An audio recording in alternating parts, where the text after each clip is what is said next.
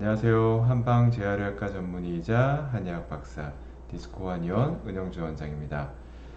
오늘은 핌스 치료 부작용으로 인한 미주신경, 즉 자율신경 손상 환자의 신경 기능을 회복시키는 한약으로 치료한 이야기를 해보려고 합니다.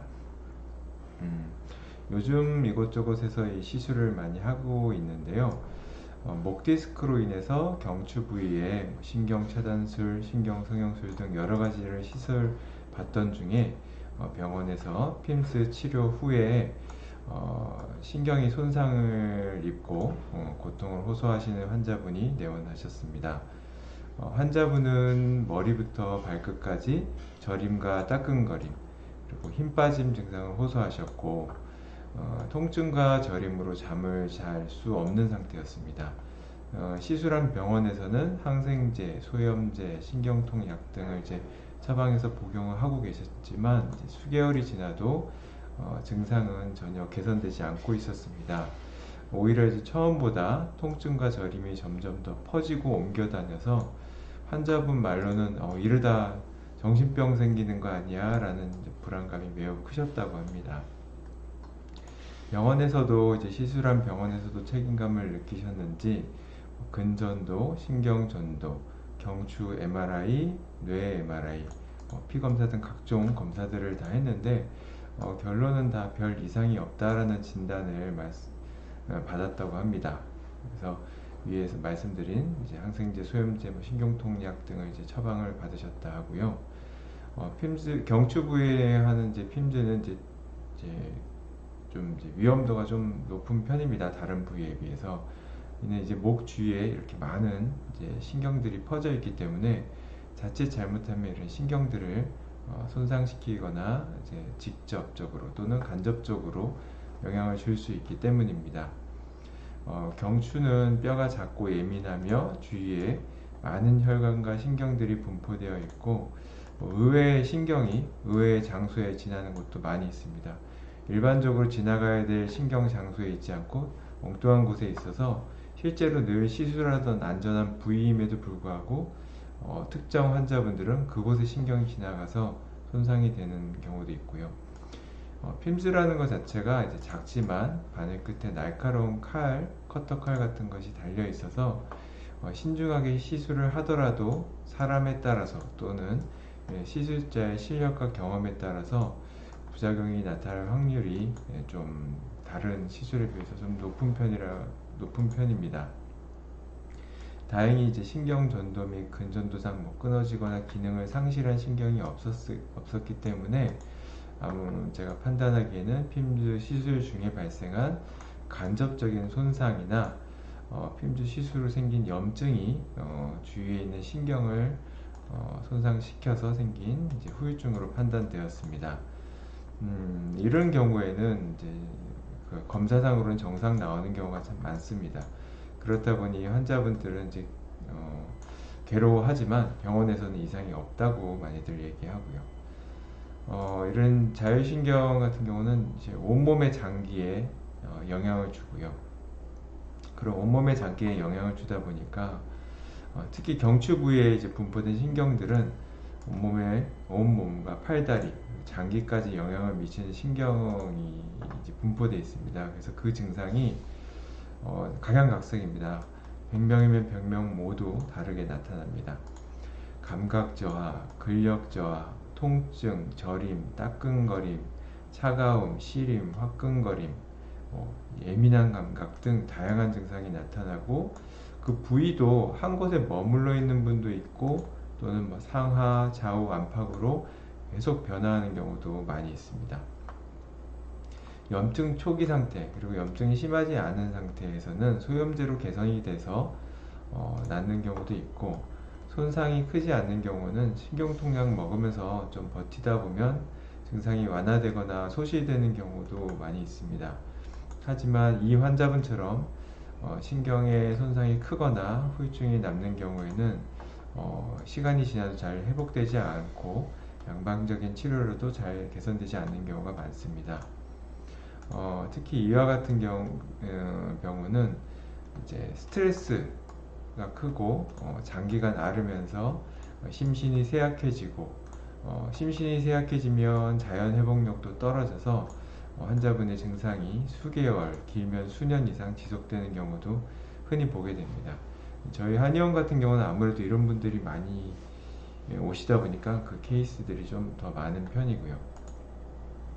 특히 저희 한의원 경우에는 이미 수년, 수개월 지나서 내원하는 분들이 많아서 초기부터 한방 치료를 좀 병행했으면 하는 아쉬움이 참 큽니다. 이 환자분 역시 증상이 생기고 약 4개월 정도 지나서 주변에 소개를 받고 내원하셨고요. 시술에 대한 충격이 크셨기 때문에 이제 침 시술을 따로 하지는 않았습니다. 손상된 신경 기능을 이제 회복시키기 위해서 신경 기능을 회복시키는 효과가 있는 신경 재생 한약을 처방했고요. 이런 이제 여러 가지 실험들 한 결과들이 이제 보여주듯이 이제 자연적인 회복에 비해서 이제 한약을 투여한 분이 월등하게 회복이 잘 된다는 신경 기능을 회복시키는 한약은 이제 위와 같이 한약을 투여한 군과 투여하지 않은 군의 차이가 현격하게 난다는 것을 알 수 있고요. 이런 이제 그림들은 실제 신경 섬유가 이제 신경 필라멘트 수가 늘어나는 것을 직접적으로 이제 확인한 모습입니다. 이렇게 이 밖에도 이제 신경 기능을 회복하거나 신경 세포를 재생하는 말초신경에 해당되기 때문에 재생 가능성이 매우 높고요.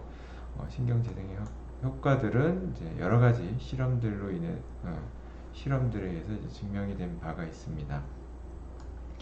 환자분은 처방을 복용하기 시작하고 오히려 증상이 더 심해지는 것 같다고 초반에는 걱정을 했습니다. 자율신경 손상 환자분들 중에서 한약을 처음 복용하고 그렇게 느끼는 분들이 있는데 명현 반응의 일종으로 아마도 새로운 치료가 들어가는 것에 대한 심리적 부담이 증상으로 나타나는 것으로 판단이 됩니다. 이런 경우 참 많습니다. 생각보다. 특히 이렇게 신경 쪽으로 통증이 예민하게 있는 분들은 굉장히 심신이 불안한 상태이기 때문에 여러 가지 치료가 새로 들어가면 더 안 좋아졌다, 더 시리다, 더 저리다, 평상시 못 느끼던 것을 느끼게 된다는 이제 그런 현상들을 호소하시는데요. 다 지나면 좋아집니다. 불안해하지 않게 안심시켜드리고 꾸준히 한약을 복용하니 한 달 정도까지는 변화가 없으셨고요. 이제 2개월째 드시면서 증상이 차츰 좋아지기 시작하셨습니다. 이런 신경손상 환자분들의 좋아지는 과정은 마치 겨울에서 봄이 오는 것과 같습니다. 무슨 얘기냐 하면 겨울에서 봄이 될 때도 그냥 한 번에 따뜻해지는 게 아니죠. 꽃샘추위가 오듯이 좋아지다가도 다시 안 좋아지고 또 다시 좋아지고 이렇게 반복하면서 우상향으로 서서히 좋아집니다. 좋아질 때는 다 나을 것 같다고 하다가 좀 안 좋아지는 날은 굉장히 또 불안해 하시고요. 다 그렇습니다. 그렇게 느끼는 게 정상입니다. 저도 이제 마비가 된 적이 있었는데 저도 역시 치료하는 사람이지만 마찬가지로 불안했고요. 제가 쇄골이 부러지면서 신경을 다친 경우가 있었는데 저도 역시 신경 기능을 회복하는 한약을 먹고 후유증 없이 잘 나았습니다.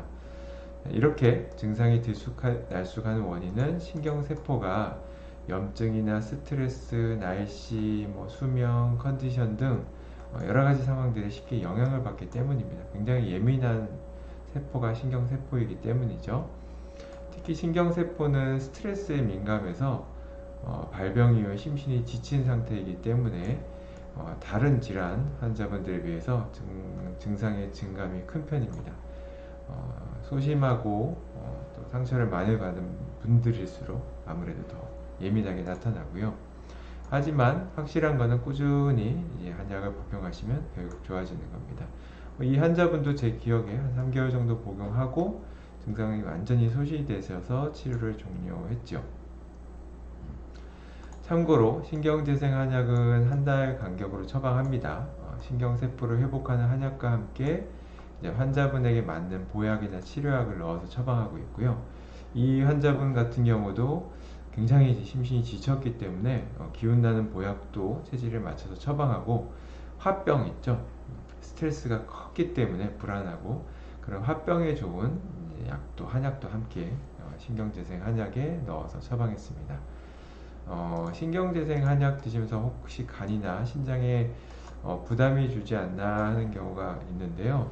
신장이 안 좋아진 케이스는 없으셨던 걸로 보고가 되고, 간이 안 좋았던 케이스는 한 10,000명에 한 분 정도, 그러니까 1%가 안 되죠. 굉장히 적은 케이스이기 때문에 6개월, 1년 이상 복용해도 대부분 안전하셨습니다. 물론 모든 치료들은 부작용이 있을 수도 있고 그렇습니다. 저희 한약은 다른 부작용보다는 설사가 나거나 소화가 안 되는 보고가 있는데요.